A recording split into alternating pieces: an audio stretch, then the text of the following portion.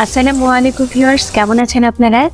আজকে আমি রোজার আরেকটি জনপ্রিয় আইটেম আলুর চপ শেয়ার করব, যা আপনারা রোজা ছাড়াও বিকেলের নাস্তায় বা অতিথি আপ্যায়নে সহজেই ইউজ করতে পারেন। তবে ভাবতেই পারেন, এটা আবার দেখানোর কি আছে?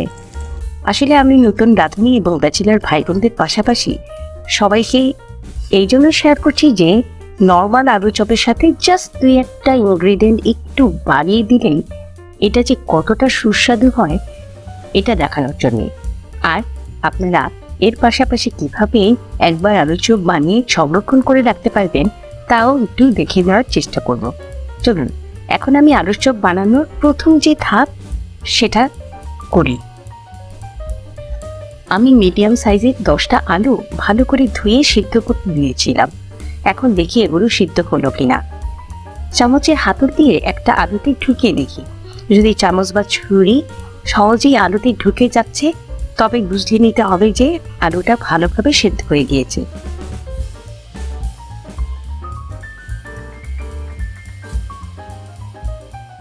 এখন আমি আলুগুলো গরম থাকতেই খোসাটা ছাড়িয়ে নিব। এর জন্য একটা কাঁটা চামচে আলুটা আটকে চামচ দিয়ে খোসাটা ছাড়িয়ে নিচ্ছি।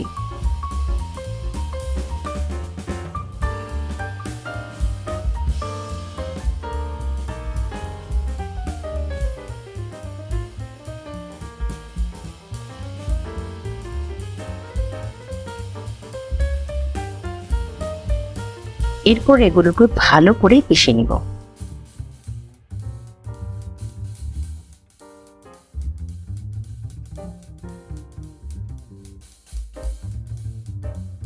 এখন বলে দিচ্ছি আলুর চপের ইনগ্রিডিয়েন্টসগুলো। আমি এখানে নিয়েছি আলু, লবণ, লাল ও সবুজ মরিচ এবং সবচেয়ে ইম্পর্টেন্ট ইনগ্রিডিয়েন্টস আদা কুচি। আর নিয়েছি পেঁয়াজ ও রসুন ভেরেস্তা। আপনারা চাইলে কাঁচা পেঁয়াজ ও রসুনও ইউজ করতে পারেন, তবে ভেরেস্তার ডিফারেন্ট একটা টেস্ট নিয়ে আসে। আর নিয়েছি ভাজা জিরা ও ভাজা ধনিয়া গুঁড়া এবং আরেকটি ইম্পর্টেন্ট ইনগ্রিডিয়েন্টস পুদিনা পাতা।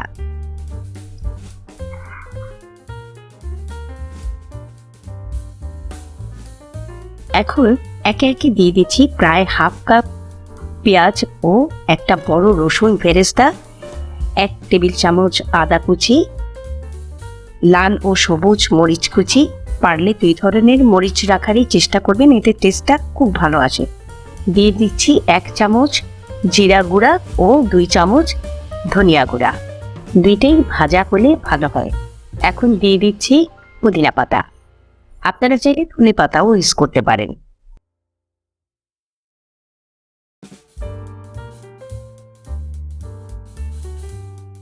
উপকরণগুলোর সাথে পরিমাণ মতো লবণ দিয়ে ভালো করে মিশিয়ে দিয়ে দিচ্ছি 1 চামচ চিনি ও 2 টেবিল চামচ বেরেস্তা ভাজা তেল। এই তেলটা দিলে টেস্টটা ভালো আসার পাশাপাশি চপগুলো বানাতে গেলে মিশ্রণটা হাতে লেগে থাকবে না।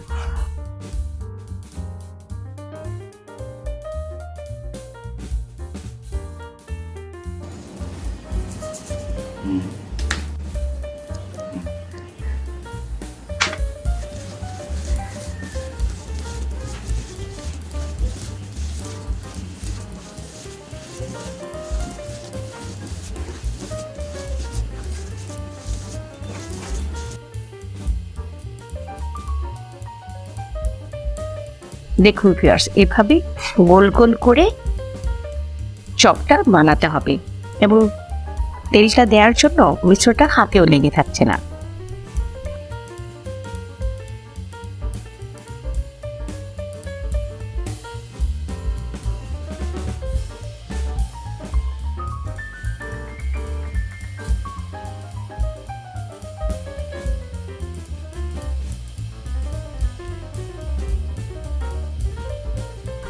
এখন আমি একইভাবে সবগুলো চপ বানিয়ে নিলাম।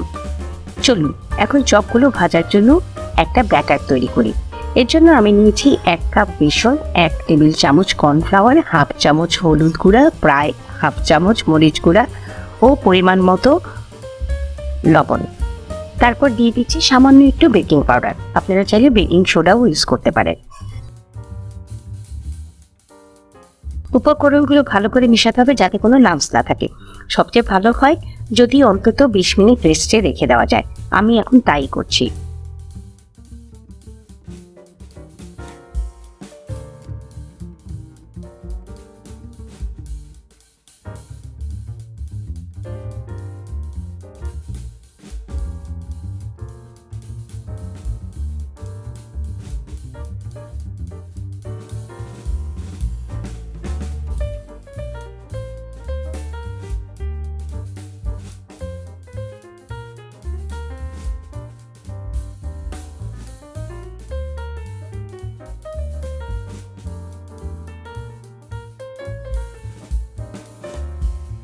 ফিরে এলাম 20 মিনিট পর। আমি চুলায় একটি কড়াইতে তেল দিয়ে লো ফ্লেমে এটাকে গরম করে নিয়েছি। এখন আলুর চপগুলো ব্যাটারে কোট করে নিয়ে তেলে ছেড়ে নিচ্ছি।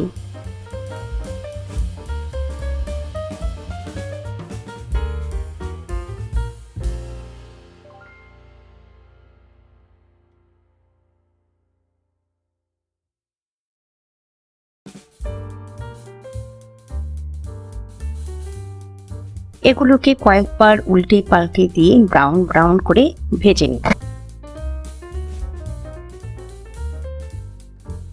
দেখুন ভিউয়ার্স, সবগুলো ভালো করে ভাজা হয়ে গিয়েছে।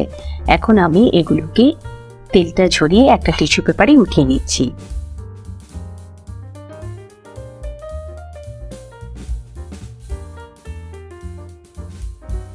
এখন চপগুলো গরম গরম পরিবেশনের পালা। দেখুন ভিউয়ার্স, চপগুলো দেখেই এর টেস্ট নিতে ইচ্ছে হচ্ছে না? এই রোজায় বা যে কোনো বিকেলের নাস্তায় আমার এই রেসিপি ফলো করে বানিয়ে দেখুন না, কতটা টেস্টি এবং ডিফারেন্ট আলুর চপ হয়।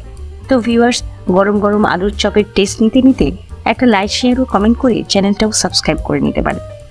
আর বেল আইকনটা টাচ করলেই মনের মতো রেসিপি সবার আগে আপনার কাছেই পৌঁছে যাবে। ভালো থাকবেন, নিরাপদে থাকবেন। ধন্যবাদ।